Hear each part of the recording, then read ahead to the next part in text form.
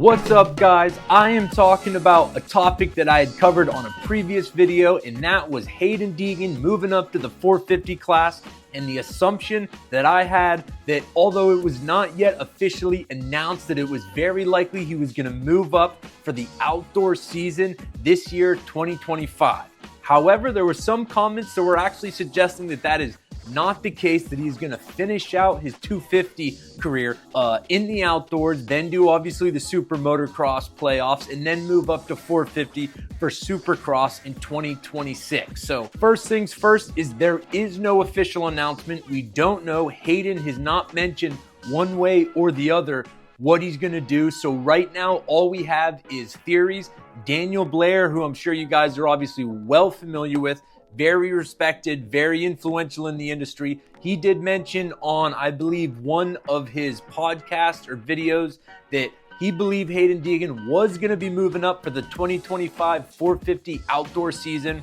And then there was a few other rumors that there was a possibility that that was going to happen. I mean, first and foremost, obviously it's Hayden's decision, that goes without saying, but I do believe it makes sense to move up in the outdoors first as opposed to doing your first 450 season supercross. And for some very simple reasons. Motocross is, I would say most riders have more experience with motocross. The schedule is less demanding. There's 11 rounds compared to 17, almost back to back. And the margins, you can get away with a little bit more in motocross than you can in supercross.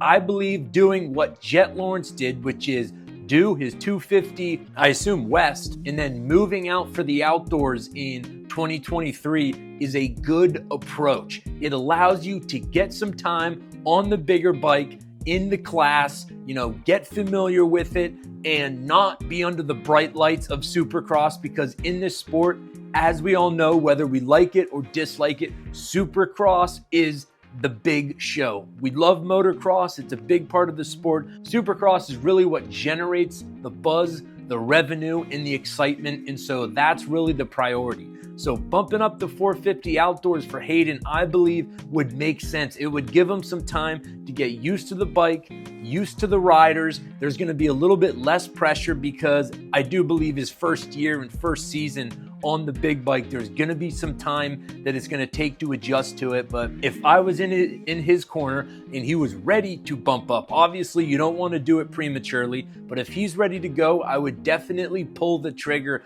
bumping up for the outdoors. Now, the next point that someone brought up, and it is a good point, is that he's only 18 years old. And while I would typically agree with you, the reality is that today things are different. Kids are dominating sports. There is, I believe, a 12-year-old kid that won a gold medal at X Games Skateboard Street. The dude probably weighs 90 pounds, maybe 100 pounds, and he won gold. There is some phenom, I'm pretty sure he's like 14 years old, just did a triple backflip. Kids are taking over the sport. These prodigy level talents like Hayden Deegan, yeah, he might only be 18 years old. He's been riding a dirt bike since he was pretty much a toddler. So he's been honing his craft for literally over 10 years. And so it's not like a normal situation where, they're only 18 and yeah, he is still a kid, but the dude has raced his entire life. This is what he's born and bred for. And I do not believe whether he does move up or doesn't, because that is a possibility, I don't believe age is going to be a factor in that decision. When he's ready to move up, and even more importantly, when there is nothing else left to prove in 250. If Hayden Deegan wins the Supercross West title, which we can pretty much agree he is the odds-on favorite, what else would there be to prove? Do we really want to see Hayden Deegan go and race the outdoors in the 250 class?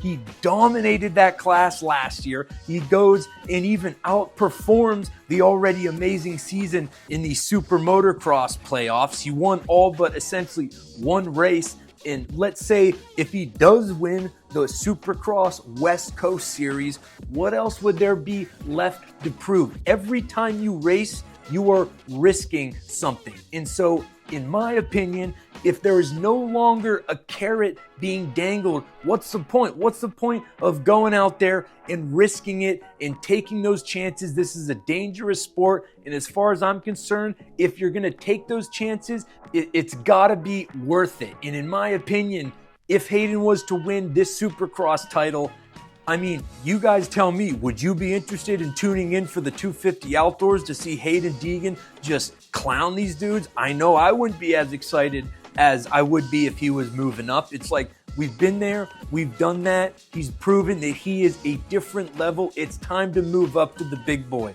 to the premier class. So let's see what happens. Regardless whether he moves up or doesn't, I get it. I totally understand. You know, I would probably stay in the 250 class as long as I can, but it will be interesting. We'll hear about it sooner than later, but I am definitely in favor of him moving up, getting some time on the 450 bike outdoors, and being able to go to the Supercross 2026 season, having some experience under his belt. But we'll see. Let me know what you guys think. What's your opinion? You think he's going to bump up? You think he's going to want to just beat the brakes off these dudes in the outdoor season again? Am I getting ahead of myself? We got to see Supercross. He hasn't won that title, so it's interesting. You know, it's one of the most interesting things in the sport right now is, you know, Hayden Deegan, Jet Lawrence, when that showdown happens. And I'll admit, I'm already frothing for it. So let me know what you guys think, and